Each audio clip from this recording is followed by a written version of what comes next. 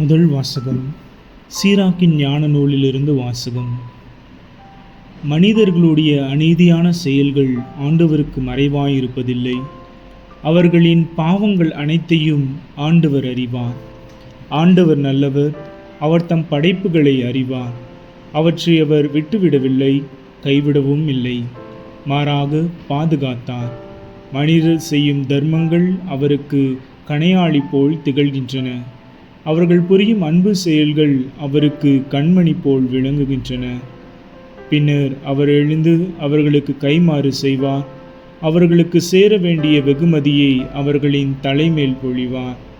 இருப்பினும் மனம் வருந்துவோரை தம்பால் ஈர்த்து கொள்கிறார்.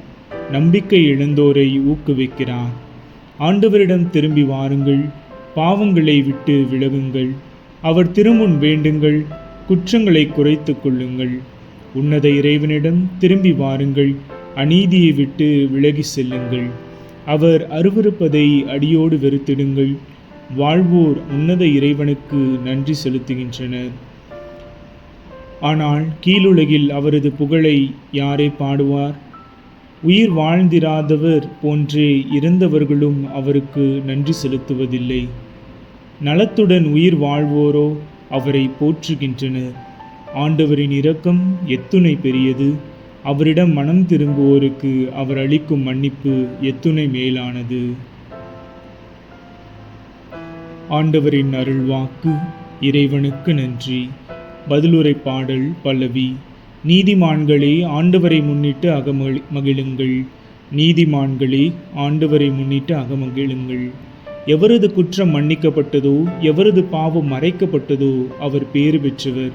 ஆண்டவர் எந்த மனிதரின் தீச்செயலை எண்ணவில்லையோ, எவரது மனதில் வஞ்சகமில்லையோ அவர் பேறு பெற்றவர். பல்லவி. நீதிமான்களே, ஆண்டவரை முன்னிட்டு அகமகிழுங்கள். என் பாவத்தை உம்மிடம் அறிக்கையிட்டேன், என் தீச்செயலை நான் மறைத்ததில்லை. ஆண்டவரிடம் என் குற்றங்களை ஒப்புக்கொள்வேன் என்று சொன்னேன். நீரும் என் நெறிக்கேட்டை பாவத்தையும் போக்கினீர். பல்லவி. நீதிமான்களே, ஆண்டவரை முன்னிட்டு அகமகிழுங்கள். துன்ப வேளையில் உம் அன்பர் அனைவரும் உம்மை நோக்கி மன்றாடுவர். பெருவெள்ளம் பாய்ந்து வந்தாலும் அவர்களை அது அணுகாது. பல்லவி. நீதிமான்களே, ஆண்டவரை முன்னிட்டு அகமகிழுங்கள். நீரே எனக்கு புகலிடம். இன்னலினின்று என்னை நீர் பாதுகாக்கின்றீர். உம் மீட்பினால் எழும் ஆரவாரம் என்னை சூழ்ந்தெளி ஒலிக்க செய்கின்றீர். பல்லவி. நீதிமான்களே, ஆண்டவரை முன்னிட்டு அகமகிழுங்கள். நற்செய்திக்கு முன் வாழ்த்தொலி. அல்லேலூயா, அல்லேலூயா. இயேசு கிறிஸ்து செல்வராயிருந்தும் உங்களுக்காக ஏழையானார். அவருடைய ஏழ்மையினால் நீங்கள் செல்வராகுமாறு இவ்வாறு செய்தார். அல்லேலூயா. நற்செய்தி வாசகம். மார்க் எழுதிய தூய நற்செய்தியிலிருந்து வாசகம்.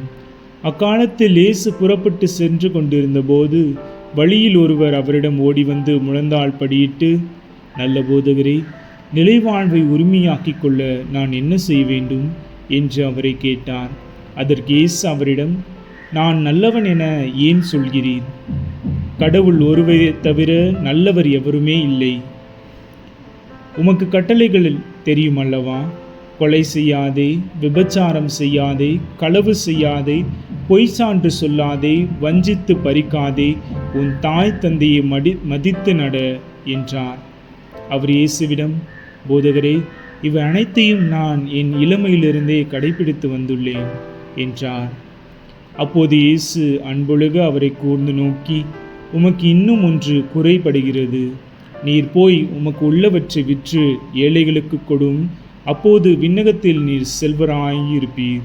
பின்பு வந்து என்னை பின்பற்றும் என்று அவரிடம் கூறினார். இயேசு சொன்னதை கேட்டதும் அவர் முகம் வாடி வருத்தத்தோடு சென்று விட்டார். ஏனெனில் அவருக்கு ஏராளமான சொத்து இருந்தது.